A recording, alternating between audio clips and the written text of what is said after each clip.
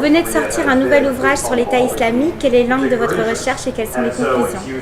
Alors, l'une des difficultés que nous avons eues ces dernières années, en gros depuis le 11 septembre, dans l'étude du phénomène de terrorisme transnational, c'est que nous avons eu une déficience de travaux académiques, universitaires, qui soient basés sur une approche purement scientifique de cette question. Il y a une prolifération de travail, disons, à un niveau journalistique, au niveau aussi du policy making, mais quelque chose qui puisse nous permettre d'appréhender de manière assez clinique cette organisation est absent. Aussi, l'ouvrage propose une approche plus théorique, c'est le titre de l'ouvrage, The Theory of ISIS, qui soit axée sur à la fois une archéologie de ces différentes identités qui sont à la fois une continuation d'Al-Qaïda, le conflit en Irak depuis 2003, le conflit en Syrie depuis 2011 et surtout cette dimension très internationale, transnationale de ce nouveau terrorisme qu'on voit poindre de plus en plus dans les cités et les métropolis occidentales.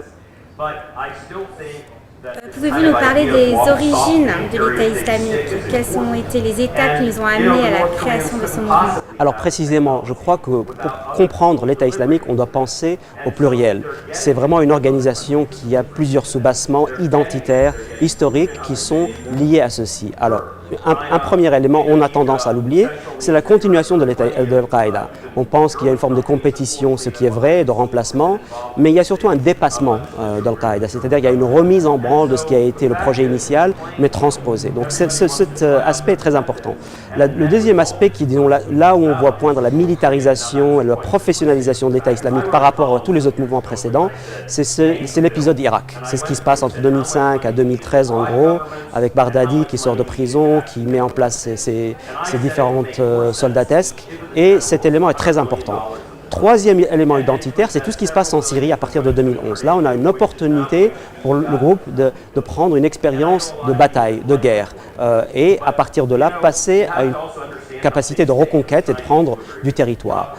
Et puis finalement, et j'insiste là-dessus, cet État islamique qui naît et qui continue également dans les métropoles occidentales, de ces jeunes qui viennent de par le monde, des États-Unis, du Canada, de l'Europe, un peu partout, et qui viennent se greffer sur un projet auquel ils n'ont rien à voir au départ, et qui en faisant ceci, lui donne cette hybridité.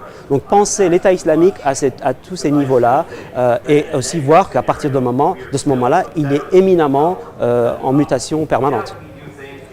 Quelle serait la stratégie à adopter par la communauté internationale pour contenir l'expansion de l'État islamique? C'est toute la difficulté. Pour l'instant, nous avons eu des approches très nationales. Nous avons eu des approches qui soient essentiellement basées sur une vision, disons, de tel ou tel conflit. Ce qui se passe, et ces conflits seront réglés ou pas, ou ils vont rester pour une certaine période, mais fondamentalement, ce que nous avons, c'est l'absence d'une approche qui lie cette question à ce qui se passe à l'intérieur de ces sociétés.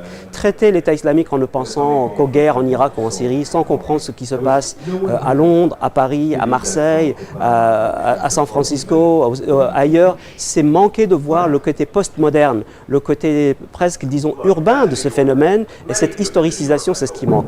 Cet élément doit être donné aux décideurs politiques pour qu'ils puissent comprendre cette notion de radicalisation, d'extrémisme, non pas seulement dans un vocable externe, danger qui vient poindre du Sud pour envahir les pays du Nord, ce qui devient éminemment problématique, voire insultant pour les pays du Sud, mais surtout quelque chose qui soit contextualisé dans une mondialisation, puisque le groupe lui-même est planétarisé.